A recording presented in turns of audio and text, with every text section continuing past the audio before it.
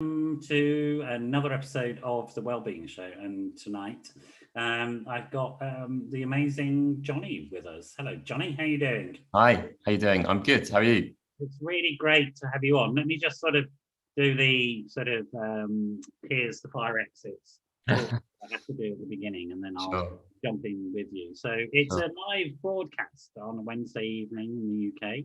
It'd be lovely to hear from you. We broadcast on, we multicast, that's the word, on several platforms at the same time. So on Facebook Live, on YouTube, and on Periscope. So you're welcome to join us on any of those platforms or give me a call. 07506 319 745. If you're calling from outside the UK, it's +44, drop off the first 0. So it'd be lovely to hear from you. If you make comments on any of the streams, my team pick them up and sort of send them through to me, hopefully, because I can't do that thing that some people do where they look at their media streams and talk to somebody like it's natural at the same time. I'm just not able to do that. So there you go. Anyway, here we are with Jonny Benjamin. And Jonny, it's great to have you on the show. It's great to see you again. Yeah, it's been a while. It's been a while. Yeah, it's been a stupidly long time, and some weird stuff has happened in the meantime. Oh my goodness. Yeah, absolutely. Like, oh my gosh. what was that thing that happened? I can't remember. I can't even remember. It's just the weirdest thing that's ever happened to me in my life, I have to say. How has the last year been for you? How have you managed through it? Up and down, like most, I'm sure, like everyone actually, up and down, you know. It started off okay, but then it got really difficult in the summer. Yeah. And I ended up back in hospital actually in September, which was tough. And then I came out, and then I spent the end of 2020 recovering, I'd say. Yeah. And then 2021 has been a bit better, which is good. It's good.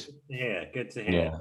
Yeah. Did you voluntarily go into hospital? I hope it was a choice. I mean, you sort of, even though it's still rough, but it's always better when you choose. It was. I knew that I was becoming pretty unwell pretty fast. So it was a voluntary decision. Yeah. I put myself back on meds sort of late last year because I sort of got through the first lockdown okay. In fact, I did really well, and because I'm sort of like going, well, I know this is going to mess me up. I better be really uber good with myself. Yeah. But so I knew the second lockdown was going to be hard work, and so I just saw my GP and said, right, prophylactic me, please. Mm-hmm. Yeah. But I still had, a depressive relapse around it all, and then I had some viral infection. I don't think it was the one, and then I got post-viral. So I think that's a pretty familiar story for a lot of us, isn't it? Really? Yeah, it's tough. It's tough. I think it's really tough. I mean, now are you coming out of all of that? Yeah, I think the winter lockdown was tough, wasn't it? It was really tough, the winter lockdown. But yeah, I'm doing better now. Now that things are kind of reopening, sort of, and it makes a difference. And with the weather as well. Yeah, it makes a difference for me. Difference to me. I went to the Van Gogh thing at Kensington Park. It's amazing. Okay. It's not just the exhibition itself is fantastic, and also because Van Gogh is quite inspirational in terms of mental health recovery as well, because of his own sort of struggles around this stuff. Yeah. But also that there was something on and something you could go to and you could do things. And it's really, really life affirming that there was an event, and it sort of, it's strongly signaled to me, this is it, we're coming out of it, because who on earth would invest that amount of money in building this interactive thing? Anyway, it's a great... I need to go to that. I need to have a look at that. It's fantastic. I was saying to my mate who I went with, I'd seen a lot of Van Gogh prints, and then I saw some of his paintings in the flesh, as it were, in Paris. I went to, and I was going, oh, Van Gogh, yeah, I've seen all of that. Flowers and ears and all that. Yeah. Literally, I walked past and my head just went wallop. And glued to the picture. I've never had that experience. Oh, wow. It really was extraordinary. I don't know if you've seen his stuff, the real stuff, but it's mind-blowing. Okay, really? Oh, I need to have a look. Absolutely extraordinary. Well worth it. Okay. Okay. Yeah, great. That's something on my to-do list. Thank you. Yeah. Well worth, absolutely.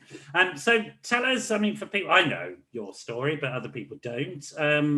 And people might think you were in a general hospital. I know it wasn't a general hospital. It was a psych ward that you admitted yourself into. Yeah. Because I know you. So just for the people that maybe haven't heard of you and your story, do you mind if we go into that a little bit? You must be TD, bored of telling this story. Well, I mean, I understand it though. I understand that, you know, story is quite maybe impactful for people, and you know, I get it. But yeah, I mean, well, I guess, well, my story, my journey starts very young, like all of our journeys, doesn't it, with mental health? But my sort of my big moment was being diagnosed when I was 20 with schizoaffective disorder. And mouthful, that diagnosis, isn't it? Yeah, it really is. I'm just trying to imagine what that was like. Oh my gosh, it was, the whole thing. So I was diagnosed, I was put into psychiatric hospital for the first time. It was really difficult. And then I ran away from the hospital, and I ended up on a bridge. So thankfully for me, there was a stranger that was walking past at the time, and he stopped next to me to talk to me. And we had this conversation that just changed things for me, really made such a difference. And so eventually I agreed to come away from the bridge, and he helped me back to safety. And at that point we were split because the police had turned up, and police came in, and we were split, and I went one way, he went the other way. And but 6 years on, when I was in a much better place, because it took a long time to, you know, get back on track. When I was in a better place, I decided to find that stranger, because I wanted to thank him for what he'd done. And so I launched a search to find him on TV, called the Find Mike campaign. And amazingly we found him within 2 weeks, through the power of social media, through the power of Facebook. We found him, which was just the most amazing moment to be reunited and to say thank you and become friends. It was very, very, very special. Cool. Very special.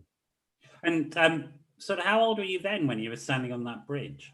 So I was 20, just before my 21st birthday. It's really sad to think about, isn't it? Yeah. I was in a lot of very sad figures around men and suicide. I know. For example, and so like it's the highest cause of death for men under 35. I mean, it's I know. Wrong, isn't it? There's something wrong there that's still the case. Yeah.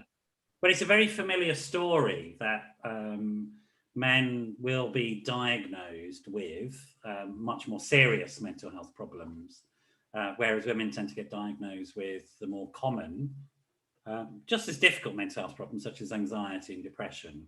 Sure. And we've seen this last year similar struggles as men have struggled, and so the psychiatric inpatient rate has gone up, et cetera. So that's the way it is when guys are struggling, and that's what we see. It's tough. It's so tough. What helped you during that time between, you know, getting off the bridge and then wanting to find the guy that had talked to you? What was it then? Can you remember the things that helped improve stuff? Well, I mean, you know, at first I didn't want help, and I didn't think I needed help, and tried to push it away, tried to just it did take a few years to really start to accept therapy, help, medication, I think, yeah, a combination of things. Maybe this, Jonny, because I know it's old news for you, but it's at this point in time, I know there's a lot of young men struggling, because I'm dealing with a number of families which have had young men admitted, etc. So if you don't mind, that's why I'm asking you these sort of questions which maybe relate more to your past. And I want to catch up with your present and what no, I think if people can hear it, maybe they can go, okay. Yeah, no, of course. I agree. I just, I know what it was like for me in terms of there wasn't a quick fix, and it was very much a long road. And yeah, it took a lot for me to start. Actually, but I started to write. I think that really helped, was writing. I started to write poetry. I then started to make films on what I'd been experiencing, and that helped as well. And then that helped me to come to terms with, everything that had been going on. And that's when I think I started to accept finally some therapy. But it was, it was tricky at first. It was tricky to open up to someone and sit in front of someone and talk. But I mean, therapy has made a massive difference to me. I've had various different types of therapy over the years. At the moment, I'm having something called CFT, compassion focused therapy. Yeah, it's great stuff, actually. Oh, it's really good. I find it really useful. I mean, I've had CBT, and CBT's been really helpful as well. But but you have to be really patient with yourself, because and for me, things don't go straight in. It takes a while, so you have to be patient and gentle with yourself. That's what I've learned. And talk about it with, it's hard. It's taken me a long time to open up to family and friends, but it's so much better than it ever was. I think they've all been on a journey, my family and friends as well, but we finally now, we don't shy away from it. It's not the elephant in the room anymore, which is great. It's so good. That's really cool. I mean, that sort of, it can be very frightening for you as the patient, but also for the family, it can be equally frightening, with less offers of support often. Absolutely. On their own to fend for themselves. 100%. My family, it was really, really hard. And, my dad in particular, my dad actually is now part of a father's forum, which is awesome, with other dads whose children struggle. Because, there's lots of like parent forums, but so few dads went to it. So I mean, they call them parent forums. They're not. They're not, are they? Yeah, they're really not. It's the same with when they say parent and toddler group. It's not. Yes, I know. It's so true. It's so true. It's so true. But men, and again, fathers need to talk. Fathers need to open up, and it's easier sometimes fathers with fathers if they open up to each other. So I mean, it's been a real journey of learning for them as well, and I've seen them change, which is amazing. What this group is called? Is it open to people to get hold of? Is that okay? I don't know what it's called, but I'll ask my dad. Maybe I'll just get your dad on to come and talk.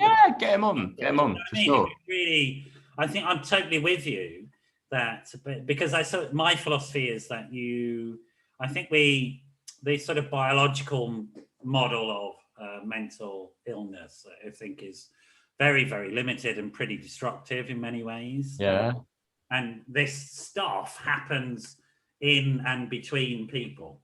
Absolutely. And that's where we need to look at, is particularly the stuff between people, and how we work with these sort of groups of loved ones. I mean, it's crazy to think it's only within the last couple of years that the Mental Health Act has been updated to mean that parents will be consulted. I know, that's ridiculous. Absolutely ridiculous. That's insane. I know. Have you heard of open dialogue therapy? No, that's a new one on me. Tell me about it. Yeah, so that's, I mean, I haven't had it, but that's all about, it comes from Scandinavia, and that's all about involving family and friends. So you have group therapy, or you have all your friends or your family will talk with your therapist on like strategies and best course of action. And again, like what you're saying, I think it's really great to have everyone involved if they can be, if you want them to be. Again, it's hard at first, you know, with your family and friends, like it's awkward and might be a bit embarrassing, but it gets easier, I think, over time, for sure. Yeah, that's my experience. I mean, with my company, I really only do. To be honest, I find it almost impossible if somebody comes in and says, "Can you treat just my sibling or whatever?" Like, no, I don't think it works. To be honest, no, it needs to involve everyone around that person. You know, I think so. Yeah. That's my experience. It's sort of, it certainly makes. I think it speeds the process of healing, and it makes it more thorough. Yeah, absolutely, 100%. And yeah, for me, that's definitely been the case. And now I have a psychiatrist where, you know, my parents have, well, my dad is very involved in my care with my psychiatrist. They collaborate, which is great. We hadn't had that before, so that's really, really positive. Oh, that's really cool. I'm really happy for you. That's the way to work it. That's, if you don't mind me saying, that is, I mean, that's, it's sort of why I get out of statutory sector work, because we're more and more just atomizing patients, delivering treatments. And I just don't believe in it. I mean, I think it's necessary to have evidence-based treatment. Yeah. But it's when we are social animals, and it's the social arena in which we get well or don't. Yeah. You know? Yeah. Just having your symptoms managed on a ward is not getting well. It's having your symptoms managed on a ward. That's it. Yes. And that's a very limited approach to sort of mental wellness. Were you, again, if you don't mind me going back to those early days, again, I really, because I'm just aware at the moment that's what we're experiencing. Yeah. And we'll get to the fact that of the extraordinary journey that you've made since then, if that's okay with you, Jonny. Yeah, of course. So I'm imagining, as this sort of 20-year-old, confused, having frightening things happen inside your own head. Yeah. And then were you sectioned against your will, or did you go involuntary at that point? What was the process? You know what? I went in initially voluntary, but then when I ran away, I was sectioned. I was given a section 2, which again, no one really explained it. I didn't really understand it. I didn't understand what it meant. Which I think is very common. You find yourself deprived of the capacity to make choices. Yeah. I imagine that was quite challenging at your age. I mean, it's sort of, the whole thing was really challenging. You know, I'd been at university, and suddenly I'd had to drop out of university, and I don't, there were so many things. I didn't know what that meant. Like, would I be able to complete my course, and what was my tutors going to think, and what were my classmates going to think at uni, and what about my student house? Like so much, and just didn't have the capacity really for any of it. It was really, really, really tough. Really tough. What strikes me listening to you is the concerns you had were real world, everyday concerns that a young man in your place in life would have had. And it's interesting, the sort of challenge, I think, to the mainstream view of serious mental illness. The idea is, and this gets depicted in very poorly in films all the time, that the person is the illness and nothing else. Yeah. You just weren't. I mean, you were a young man who had a whole life, you know. Yeah, but I very much felt for a number of years that I was really just the illness, and I didn't see a future for a number of years. You know, in my early 20s, when all my friends were graduating from uni and they were getting jobs and they were having relationships, and I was just stuck and lost. I definitely, throughout my early 20s, I don't know, I couldn't work properly. Really, I couldn't work properly. I didn't have very stable relationships. I yeah, it was really tricky the first few years after that diagnosis, because I really felt I couldn't deal with it. I didn't want to deal with it. I was on and off medication, not very much stability, which really didn't help at all. Yeah. What would you do differently, do you think, Jonny? What, going back? Well, I mean, so many things. I think. Well, I would have gone to therapy much earlier. Well, I would have gone to therapy. I would have maybe stayed on my medication. It was hard, but yeah, but that's a really difficult choice. I understand that. I really empathize, because so you would have been on some antipsychotic risperidone. Yeah, olanzapine. Olanzapine, right? Okay. Yeah. So, and people don't know what the point about those meds is they narrow. Yeah. Feel you get really numbed out on them. That's so you have no stress triggers and therefore no psychotic breaks. But they really sort of stop you from relating to the world. And yeah, and I, my psychiatrist, there wasn't really, I don't know, there wasn't room for flexibility with the medication. Now my psychiatrist, again, we talk about the medication, and I'm not on the highest doses because I can't. Yeah. So we're much more flexible, and we talk about it, and we talk about the side effects. Whereas, maybe my first psychiatrist just really didn't want to talk about the side effects and how it was affecting me. And yeah, it was difficult. So I think, well, I think, to be honest, if I, looking back, I would have tried to maybe find a different psychiatrist or a different therapist that just, I don't know, I would have been more. Now I'm able to be a bit more, because I understand it a bit more, the whole thing.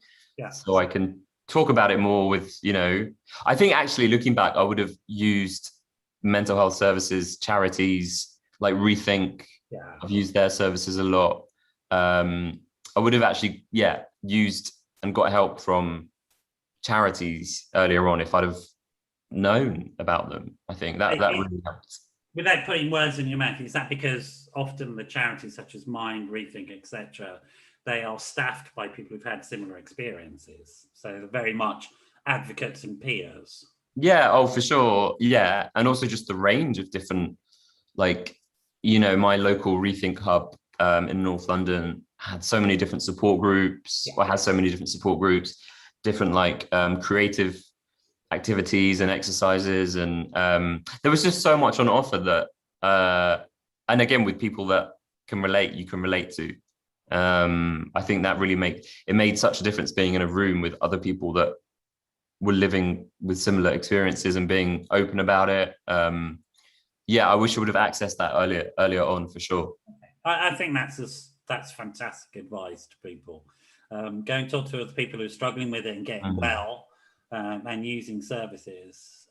There's some amazing charities out there, and organizations that not enough people know about. I didn't know, and again, my parents didn't know, as I wish my parents would have known about, because the charities like Rethink offer parent support as well, and they offer all sorts of support, whether it be financial, advice or advice on medication. And again, I wish I'd have known about all that when I was younger. Okay, that's really helpful, Jonny. That's very generous of you to share it as well, because I'm sure there are still some painful memories there and difficult memories for you. And I certainly don't want to make you feel bad, but it's very kind and generous of you to go over that, because my sense is a lot of people are going through that at the moment. And you have come through to a point where, you're much more thoughtful about how you manage your needs now, and that's the point, really, that we can get to that point where we can manage ourselves much more effectively, so that we're not having our sort of freedom taken away from us. We're not digging holes that are really difficult to climb out of. So you climb off the bridge, this guy has a conversation, the police take you off to a place of safety. It takes you some years to come to terms with all of that. And then you do, was it 7 years later, you said, you started looking for him? Was it 6? It was 6 years later, yeah. got it wrong both times. Well done. No, don't worry. It's fine. So 6 years later, you start looking for him because you just want to get hold of him. You meet each other, and then what? I mean, what happens after that? Tell us. Start filling in some of those gaps. So yeah, after that, something else I didn't mention actually, as well as I think the medication and the talking therapy. I also came to mindfulness. Oh yes.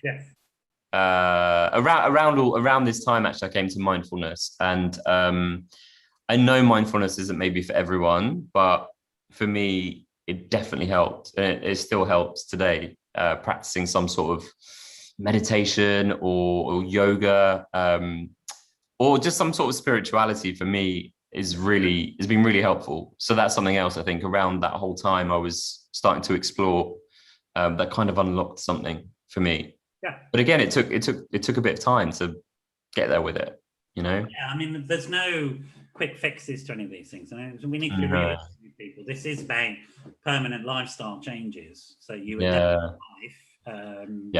Yep. You not have any fantasies about what that means. What's that? Not have any fantasies about what that means. You're not going to find a magic bullet that sorts things out. I know, and for such a long time, I was just desperate for that. And I think, I understand people are, they want that quick fix, but I've learned that, it does take time. It takes time, but that's okay. It's the same with physical illness. If it was a broken leg, it wouldn't just heal like that. It would take time and, patience, and same with the brain. But yeah, I think there's a very, I don't know what you think about this, but I'm sort of, I no longer buy the notion of mental illness as such, because I think it's not really equatable to physical illness, in the sense that the experiences that we have when we're ill are still human experiences. There might be extreme forms of it, but they're on a spectrum, and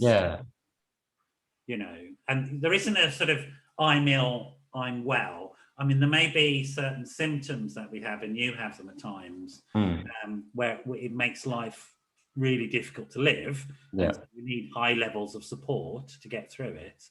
But I went to Van Gogh, and I sort of look at his work, and he was doing that in his psychiatric ward, and sure.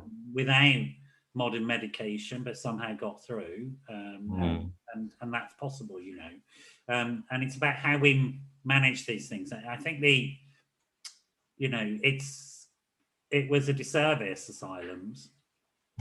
Yeah. They need to be a disservice, really, because it's not the way to deal with psychological distress. Just is, No, absolutely. I mean, I get, before people get annoyed, I get the idea of keeping people safe. That, no problem. The lack of investment in community-based crisis services is not an excuse for having asylums. No, absolutely. Anyway, that's a political thing we could get into. No, it's interesting because I sat at the House of Parliament, the Parliamentary Subcommittee group, which was on the review of the Mental Health Act, and it was so disappointing that politically they didn't change it, because Northern Ireland did. They got rid of the Mental Health Act, and they've got in something much more flexible and open and up to date.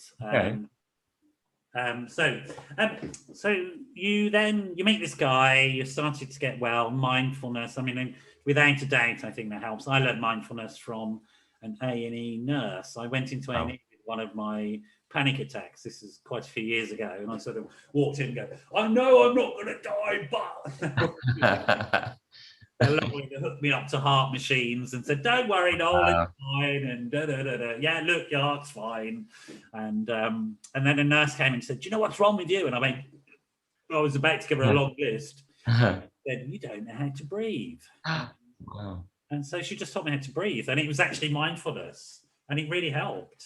Huge. She didn't call it anything complicated like mindfulness, but it was mindfulness, and it's an extraordinary intervention.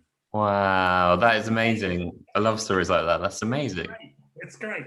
It's like I left with one of the best resources I've ever had from an A&E nurse, who obviously experienced panic attacks herself. And, Yeah. why would you not if you worked in A&E? Right? Wow, my gosh, I can't imagine that. That's hard work. Not for me, thanks. I'm not that smart. No.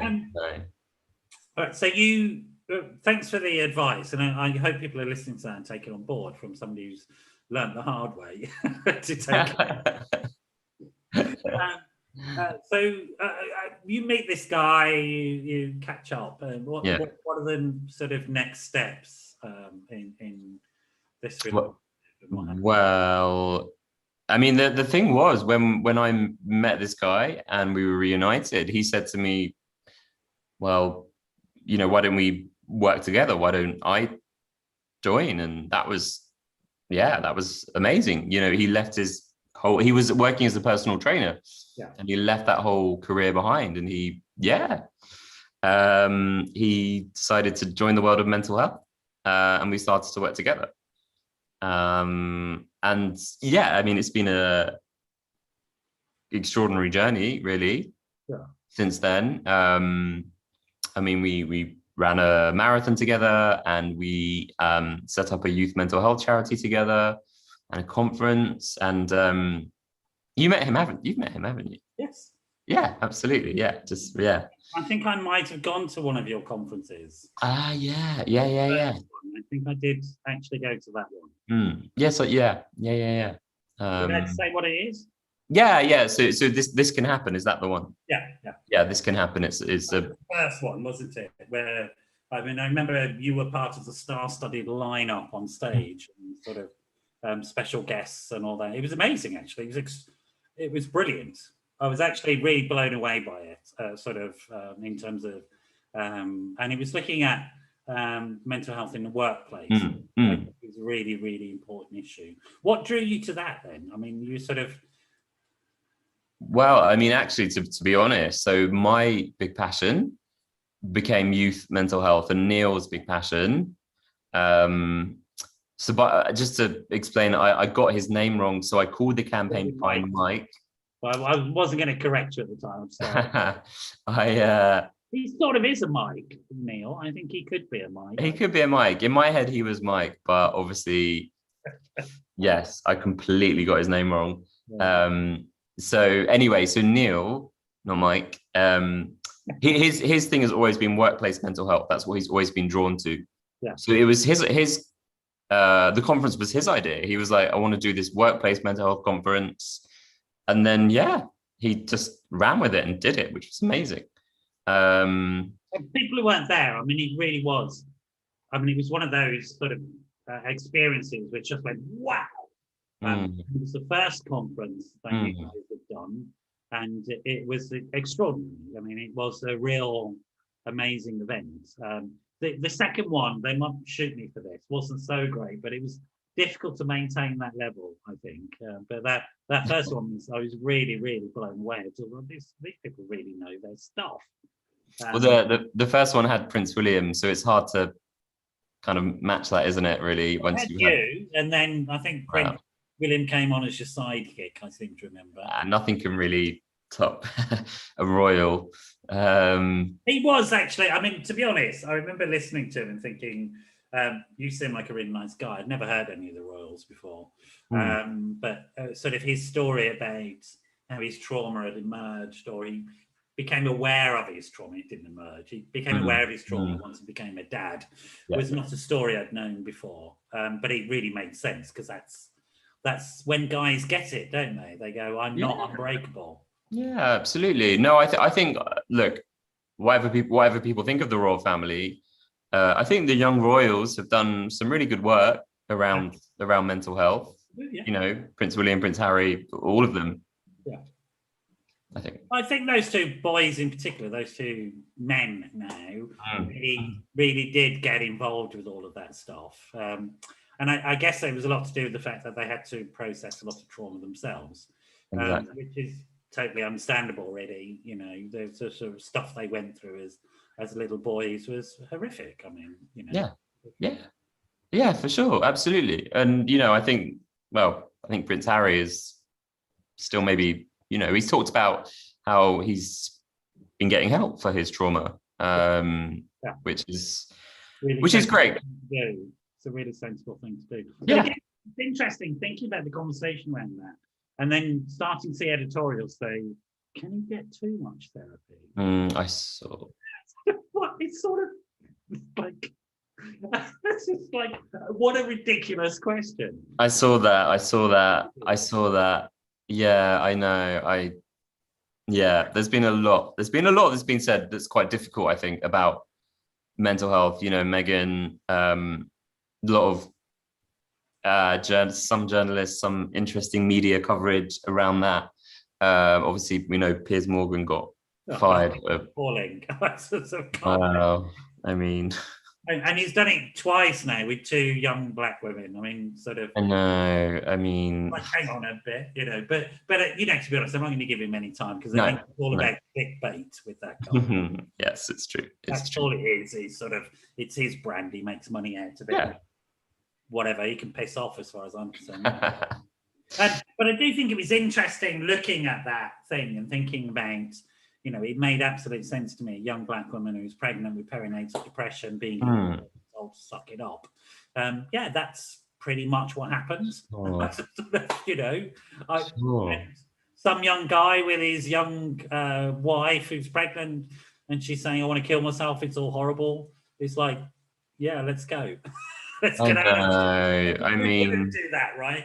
I know. Yeah, for sure, 100%. Absolutely. Go take control of your life. Get these idiots out of your way. Do you know what I mean? And one of the things that really struck me about it was this: that very clearly people were saying, Harry and Meghan and other people were saying, "No, I'm putting my mental health first." And then Osaka, was it Osaka? Yeah, Naomi Osaka, yeah. Yeah, and she said, "I'm putting my mental health first." Yeah. Now, these people are at the top of their game, as it were, forgive the pun. Yeah, no. No, none of this is important. What's important is my mental health. Now, that is a powerful message, right? Oh, it's so powerful. I don't think we've heard that before from, you know, particularly from like a tennis player. Like, she's number 2. She's the number 2 in the world, isn't she? And that's huge. That's huge. And she's 22? 20 or 22? I don't know. Wow, that's really, seriously, Johnny. She's the same age that you were when they were banging you up. Wow. I didn't realize she was so young. Wow, that's amazing. Isn't that extraordinary? And that's sort of, you know, my life's work has been dedicated, and I think yours has, to getting young people to recognize that and make that decision. Choose your sort of psychological well-being, choose your mental health rather than anything else. Everything else will flow. Life will flow from the fact that you get centered and healthy. And young people are your passion. So let's talk about that, the charities that you set up around supporting young people. Tell me about what you've been doing in that area. So we set up a charity called Beyond in 2018. And that's all about, trying to get help and support to young people early on. We all know the stats, you know, the waiting list for CAMS, for the child and adolescent mental health services. Well, it effectively means they don't exist.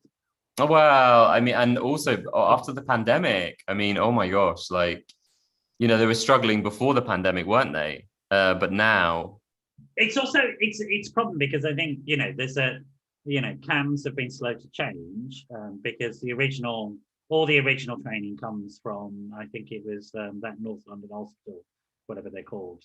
Child and adolescent training was way behind the times, and the models of practice were way behind the times. All of that. So it was sort of, they were creating a rod for their own back, really.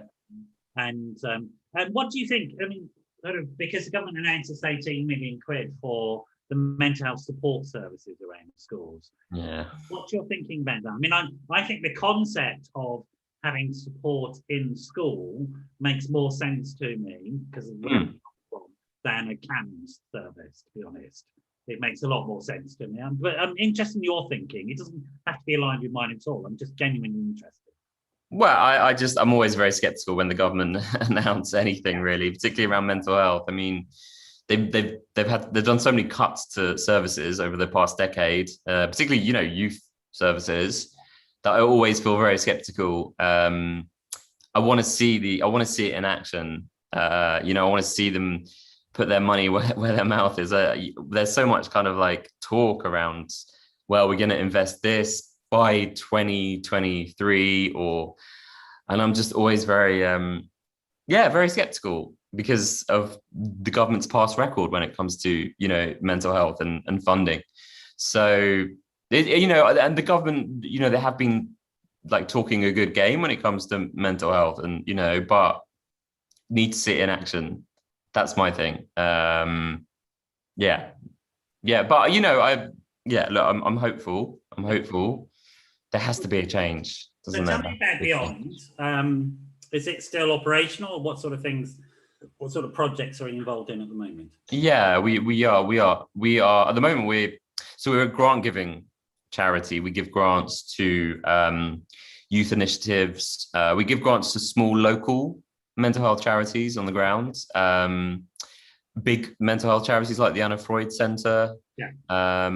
And at the moment, we're actually funding schools directly, schools that really need urgent mental health support following the sort of pandemic and, the return to school. A lot of young people, a lot of teachers. We don't talk enough about teachers. A lot of teachers are really feeling the stress. Bringing in, we're trying to bring in local support. We've created a national directory of local mental health provision for young people in schools, because so often people just don't know where to start, where to go, so they can go onto our directory and see what's around them. But we're funding schools at the moment directly because so many schools can't afford support at the moment to bring in a counselor or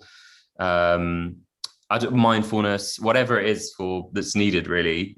Some of these schools are just desperate for support. So we're trying to provide what we can. What sort of things are working, do you think? What sort of interventions, what sort of support schools do you think are working?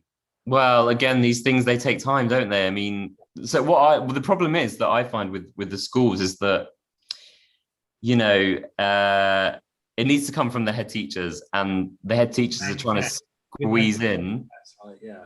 There's so much academic pressure as a result of, the pandemic and the lockdowns. And when we speak to, there's teachers in schools that are saying we need mental health support, but the head teachers are saying, yeah, but the timetable is so constricted. We can't, we want to bring in mindfulness for year 9s, but where can we fit that in the timetable?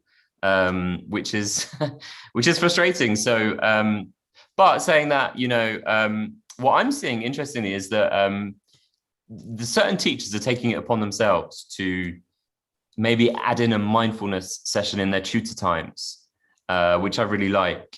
Instead of the usual kind of like homework catch up, which is important, but well-being is equally, if not more important. So the tutors themselves are actually, or they're downloading our lesson plans on our website and using them with their students during the tutor times, or even in lunch. Some teachers are amazing. Some teachers go above and beyond, and even in the lunch breaks, they're creating support groups for students that might need to come and talk. It's really often teachers taking it upon themselves. That's what we find. But it needs to come from the top, the senior. As with the workplace, it needs to come from the top, doesn't it? And next step. I mean, if you don't have the head on board, you're going absolutely nowhere. It's dead in the water. Yeah, for sure. There's also, I mean, I think this is where the role of government comes, not just doling out money, but it's also making it a priority.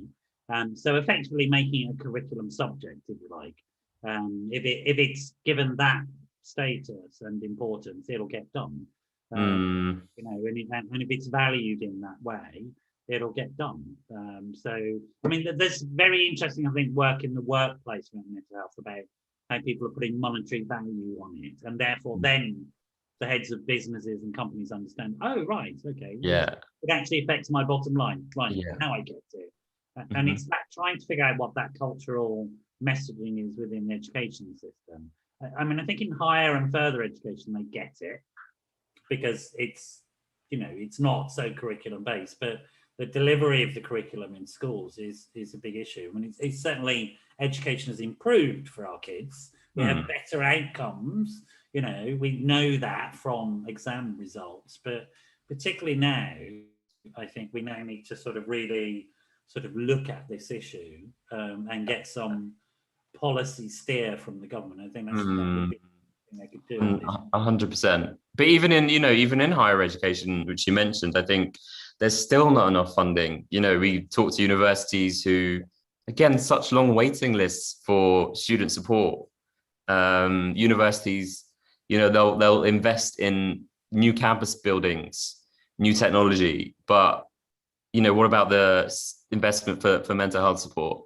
Some universities, again, are better than others, but there's a lot of work again that still needs to take place. Well, there's a lot of work all around, isn't there? And it's like recovery around mental illness. There is going to be no silver bullet. We just have to keep fighting, and pushing. And I also think coming out of the closet as well. And sort of I talk about my own struggles. I've been profoundly suicidal. I remember the first time I wasn't suicidal, and I went, oh, I haven't thought about killing myself. Oh, I've just thought about killing myself. We look back and laugh about it now, but that sort of thing, we sort of are open about it and sort of get the message across that to people that it changes, but it takes time, it takes effort. And I think there are structural changes that need to take place. What's your feeling about, there is a sort of, maybe a glib statement, maybe a true statement going on at the moment that the pandemic has put mental health in the spotlight where it needs to be in a way that it never has before. What's your sense from that? Again, there's no magic bullet, so there's no way the pandemic has been a magic bullet around this. But no, I definitely think I definitely think it is in the spotlight more than ever. But again, I mean, I do think sometimes. I feel sometimes that these things are just tick boxes, because it's like Pride in the moment, we're in the month of Pride, and I see so much about, so many workplaces, so many organizations kind of getting involved, and then by, the end of the month, they'll just kind of, again, it's done, Pride's done, everyone's fine. But, it doesn't work like that. Just because you have Mental Health Awareness Week, and, people plow everything into that in May, Mental Health Awareness Week. And it's like, amazing, done. And it's bigger than, this year was huge Mental Health Awareness Week, bigger than ever. I saw it all over the place. But then the next week, it's like moved on. So I do feel that, it's in the spotlight more than ever before. But again, is it just Men's Mental Health Week this week? Absolutely. I mean, every week, to be honest, when with the charity, we try and there's so many like awareness weeks and days, and they're important, but I just sometimes feel that these are tick box exercises for organizations, and that's not good enough. I mean, I think, in terms of workplace mental health, I think there's absolutely a lot of that, and partly because when corporations, when large organizations are purchasing services, they want a nice package that is bundled up and says, I'll do this and this. Like the sort of mental health first aid stuff, which is, I'm not against it, but it's not mental health work. I mean, it's fine to raise awareness and have people who are first aiders who can sort of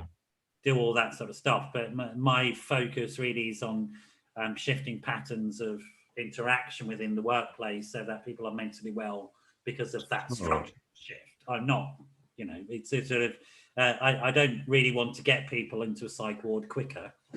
Oh gosh, no. Go there in the first place, right? Absolutely, 100%. Yeah, absolutely. It's prevented. It's all, we're trying absolutely. I'm slightly ambivalent about signposting. Yeah, we can get you in the ambulance, get you to the ward quicker. No, maybe not. Maybe not. No, I'm not. So I know the reality of that one. So I don't want to go there. I think your name, you're using the tagline Beyond Charity rather than your name. Tell me something about that. I'm using the Beyond Charity. Oh, on the yeah. Just because well, with my charity, we're trying to get it out there. We're a small charity, and we are trying to do big things with a very small kind of. It's just me and someone else really that's running it, but we work so hard really to try and, because we're trying to reach as many schools as possible, and we have an amazing youth boards. Young people all who have lived experience in their teens and in their 20s and even early 30s that are kind of driving the charity. But we really want to get out there. We want to be different in the sense of, we're not afraid to criticize the government. A lot of charities have to be careful, like Mind can't say too much because they work with the government. But we want to be quite bold and quite pushy and edgy. And as I said, we've got this amazing youth board who, again, they're not afraid to, I love working with young people mostly because they're just, they're less kind of filtered, and they're more likely to, like Greta Thunberg. I mean, what she's done and what the movement that she's created, getting young people galvanized and fighting. And I think that's amazing. I think of losing her mortgage, is she? Because she hasn't. And that's the point about Mind. People are afraid of losing their salary. I'm not criticizing them. That's just the truth. Yeah. As you get older, these things become more important. And when you're 16, you can tell the state to F off because so what? Why not? And what I like about the name though is beyond charity. I know it's meant to be a literal definition, but it also is a statement, isn't it? Let's go beyond charity. Yeah, this is it. And that's why you've chosen it. So tell me about that as an idea, sort of this idea of going beyond charity. What does that mean to you? Yeah, I think we wanted to give it a name that, we did a consultation with young people, and, young people told us they were tired of hearing about stigma or, and there's been a lot of talk about mental health stigma. They wanted to see change and moving forwards and going beyond, essentially.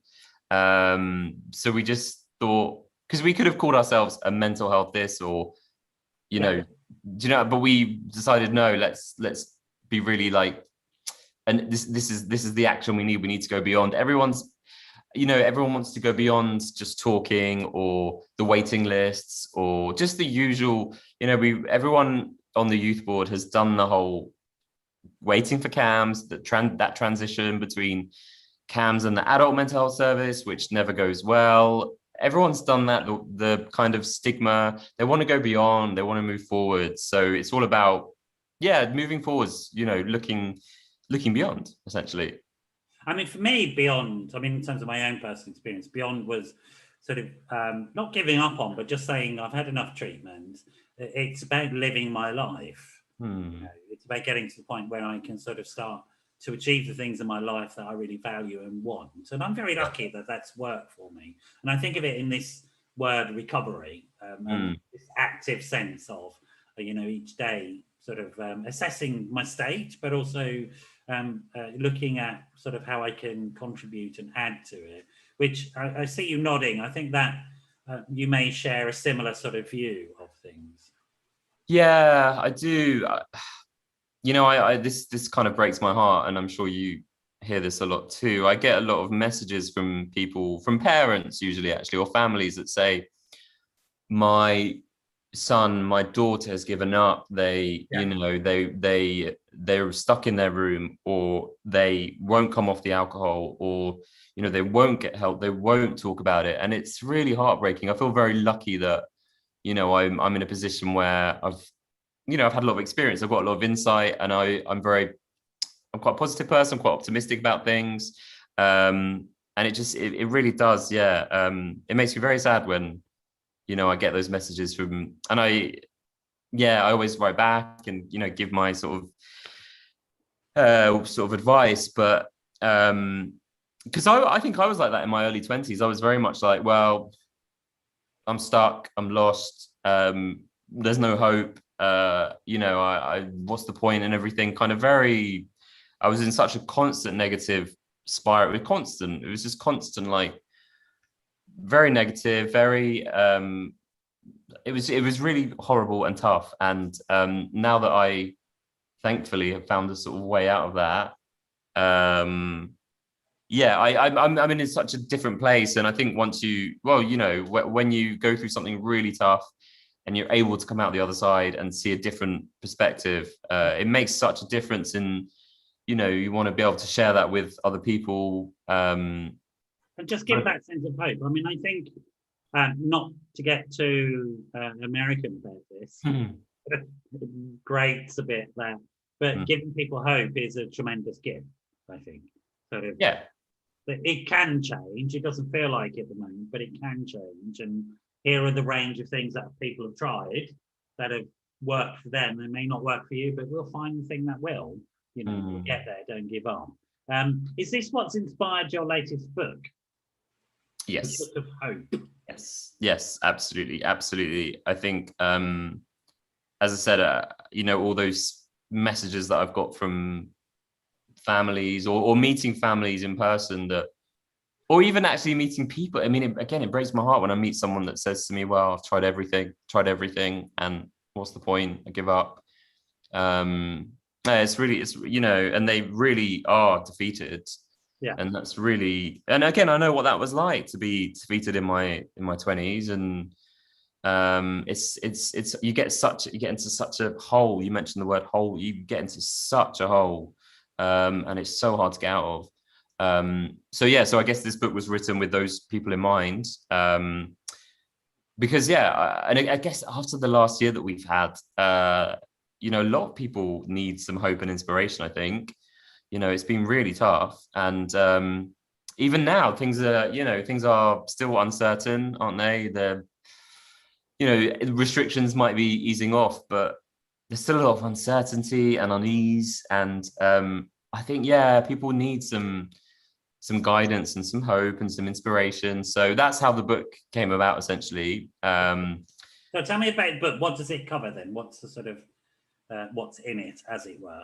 Well, I mean, essentially, I asked people that I'd met, kind of through, mostly from the beginning of my journey, people that I'd met at the beginning, who you know, I'd talked to, and they'd told me about their stories and how they'd overcome them, and how they'd found hope. So I guess it's a range of people's tools and tips, you know, how they've overcome something, how they've gone on to, and it's everything from, you know, the usual, like exercise, music, poetry, art. I mean, literally, like everything, and you know, different things that people have come back from, PTSD, or you know, psychosis, or borderline personality disorder, you know, various things that people have battled with, that they found a way out of the darkness, I think. So just a range of people's sort of opinions and thoughts on. Sounds wonderful, Jonny. I'm going to get a copy of it, because I think it's the sort of resource that the world needs. We don't need more needles to stick in people, but we need more ways of hope. It sort of, it reminds me of, I used to work as a clinician. I used to work with people who were torture victims, and I had really extraordinarily difficult things happen to them. And, you know, there is a limit to what you can achieve sort of professionally. There really is. And acknowledging those limits, and sort of somebody who's been through systematic torture for 10 years, is you sort of learn the limits. But I remember there was a patient who we're like, well, this is what we can do, but actually there's something, I don't know, you're going to have to find something here as well. They went away and came back and said, I've got it. I've got the thing that's helping me. I thought, what is it? And they just found a bluebell wood. Wow. Not going to work for anybody else, but it worked for them. And there is something, and that comes back to your point about spirituality. I think that one of the core things I think that mental health recovery needs is reconnection with meaning and purpose, to put it in pontificated sentences, Mhm. because that's the thing that gets stripped out of your heart so quickly. Sort of, and it hollows you out, man. It really hollows you out, that stuff. And you know, being able to show people that meaning and purpose can come back, and then it'll be fine once you've got that. So it's at the end of the show, I'm afraid, but it's wonderful to have you here. Thank I've you. sort of really missed seeing you, and I hope Yeah. you're in real life again soon. And Yeah, no, thank you so much. That went so quick. That hour went so quick. I know everybody says that. They go, an hour. And it's like, I promise you'll be going, do we have to stop? So just give us some of the links that people can get hold of you, and the book and stuff like that, your website, etc. Tell us what those are. Yeah, so the charity website has everything. It's wearebeyond.org.uk, Right. and that has a link to my stuff, and the charity stuff as well, and the link to the book, and all of that is on there, and a contact form, all of that. So wearebeyond.org.uk. Yeah.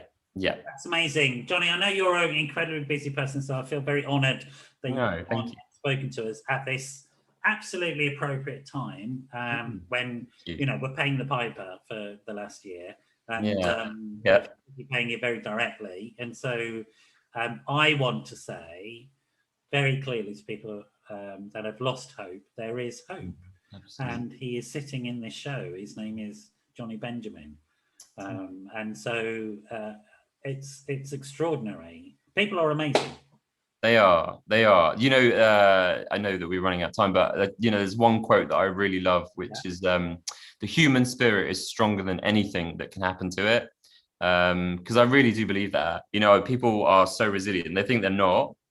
I speak to so many people that, I'm very weak. I'm not resilient. I've got mental illness, and people are so strong. They are so resilient, and they don't realize how resilient they are. All of us. People think, that person's resilient, not me. But all of us, we're so resilient. That's the best way to end the show. You stay there, John. I'm going to say goodbye to everybody. See you all next week. My guest is somebody. I'll have a guest.